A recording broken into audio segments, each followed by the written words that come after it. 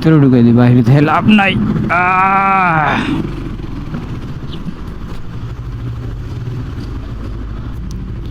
এই শোরুম থেকে সবসময় সার্ভিসিং করি, তো তারা সবাই ব্যস্ত আর কি। দেখি আগে গাড়িটা সাইড করে রাখি, আর আস্তে আস্তে করে দিব না। হ্যালো গাইস, আসসালামু আলাইকুম, welcome back to another new blog. আজকে আমি অনেকদিন পরে ব্লগের সাথে অ্যাক্টিভ হতে যাচ্ছি। ভাবলাম আজকে ব্লগ না করলেই হয় না। বিগত দিনে অনেক দিন আগে প্রায় সার্ভিসিং করছিলাম গাড়িটা, আজকেও প্রায় অনেক দিন হয়ে গেছে সার্ভিসিং করা হয় না। তার জন্য ভাবলাম যে আজকে সার্ভিসিং করে আসি। বিগত দিনে সার্ভিস করছিলাম প্রায় 13,000 কিলোমিটার চলার সময় সার্ভিস করছিলাম সুজুকি জিএসএক্সআরটা। এখন 16,000 চলে গেছে। যেই সময় 16,000 ছিল ওই সময় সার্ভিস করানো দরকার ছিল, কিন্তু 553 কিলোমিটার বেশি চলে গেছে। যাই হোক, সমস্যা নেই, একটু ব্যস্ততার কারণে সার্ভিসিংটা করাইতে পারি নাই। আজকে বের হয়ে গেছি যে আজকে একটু সময় ওয়েস্ট করে হইলো এটা সার্ভিসিং করাই দিব। তা আমি সবসময় যেখান থেকে সার্ভিসিং করাই ওই শোরুমে যেতেছি গা।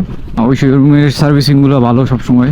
টাইম টু টাইম যদি ফলো করি আমি, যে সার্ভিসিং করানোর সময়গুলা মেনটেন করি, তাইলে গাড়ি নতুনের মতো ফিল সবসময় পাই বা পাওয়া যাইব। এই জন্যে আমি যতই ব্যস্ত থাকি চেষ্টা করি যে ঠিক সময়ের ভিতরে গাড়িটা সার্ভিস করাইতে, আর এর কারণেই গাড়িটার পারফরমেন্স ভালো পাই। এবার আর কি একটু লেট হয়ে গেছে সার্ভিসটা করাইতে, 550 কিলোমিটার বেশি চালাই ফেলছে আর কি। কি বলবো, সব সময় এই জ্যাম থাকে এইসব এরিয়াতে, সব সময় জ্যাম, এত জ্যাম। তাও মনে করি যত জ্যামই হোক কোনো সমস্যা নেই, কি লেগা এটা তো আর বাংলাদেশ না যে জ্যামে বাইক নিয়ে 1 ঘন্টা দাঁড়ায় থাকবো বা 1.5 ঘন্টা দাঁড়ায় থাকবো। এটা মালয়েশিয়া জনাব, এখানে 1 ঘন্টা দাঁড়াইতে হয় না। হয়তো বা যেরকম রানিংয়ে চালাই সবসময় এরকম রানিংয়ে না, একটু স্লোলি চালাইতে হয়, কিন্তু জ্যামের ভিতরে বসে থাকতে হয় না আর কি। এই দিক থেকে একটু ভালো আছে।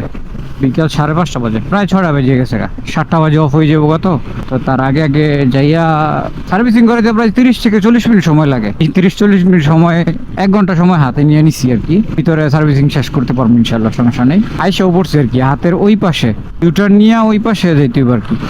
এই যে দোকানটা আর একটু সামনে শোরুমটা, হাতের বাম সাইডে আস্তে করে ইন্ডিকেটর দিয়ে নেমে যাই, সরাসরি ভিতরে ঢুকাই দিই। এটা না, সামনেরটা এটাই, ভিতরে ঢুকাই দিই, বাইরে থেকে লাভ নাই।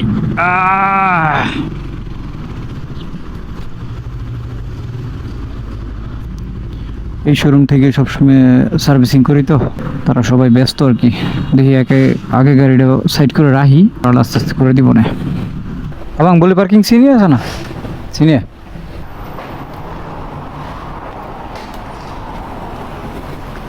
প্রথমে সুন্দর করে বাইকটা রাইখা দিয়া তারে বললাম যে বাইকের অয়েল ফিল্টার চেঞ্জ করতে হইব না, এবার মোবিলটা চেঞ্জ করলে চলবো, আর কি কি করা লাগবো আর বাইকের কি কি করা দরকার একটু দেখা শুনে করে দিন, এভাবে বুঝাই বলছি। তারপরে তারা শুরুতে যা করতেছিল, মোবিলটা চেঞ্জ করতেছিল আর অয়েল ফিল্টারটা তো চেঞ্জ করতে হইব না, ওটা বলেই দিছি। তো আস্তে আস্তে মোবিলগুলা চেঞ্জ করতেছে। এবারের মোবিলগুলা খুবই বাজে অবস্থা ছিল, যা কিনা অনেক কালো হয়ে গেছিল, অনেক গাঢ় হয়ে গেছিল গা, যা চেঞ্জ করার দরকার ছিল বিগত অনেক দিন আগেই। প্রায় লেট করে ফেলছি দেখা দেখতেছি তো মোবিল কি কালো গাঢ় হয়ে গেছে গা, চলতে চলতে একবারেই মানে কঠিন খারাপ অবস্থা। তা তারে বলতেছিলাম যে তুই মোবিলটা চেঞ্জ করতে থাকতে থাকতে তুই একটু চেনটা দেখ কি অবস্থা, টাইট না লুজ। তারপর চেনগুলোও দেখতেছিল, বলতেছে যে চেন ওকে, নো প্রবলেম, সমস্যা নাই, আর টাইট দিতে হইব না। আর চেনে একটু তেল দিতে বলছিলাম যে তেল দিয়ে দে বা মোবিল দিয়ে দে বা স্প্রে দিয়ে দে, যেরকম ভাল লাগে আর কি। তো বলতেছে যে আচ্ছা একটু পরে দিয়ে দিতেছি, আর আগে অন্য কাজগুলো করতে থাকি আর কি। পুরো 30 মিনিট লাগছে সার্ভিসিংটা কমপ্লিট করতে। তো সাথে থেকে সার্ভিসটা পুরোটাই করাইলাম, আর করানো শেষে আস্তে আস্তে বাসার দিকে রওনা দিব। তবে আজকের এই ব্লগটা এখানে শেষ করতে যাচ্ছি। সবাই সুস্থ থাকবেন, ভালো থাকবেন, আবার দেখা হবে নতুন কোনো এক ভিডিওতে, নতুন কোনো এক জায়গায়। আল্লাহ হাফেজ।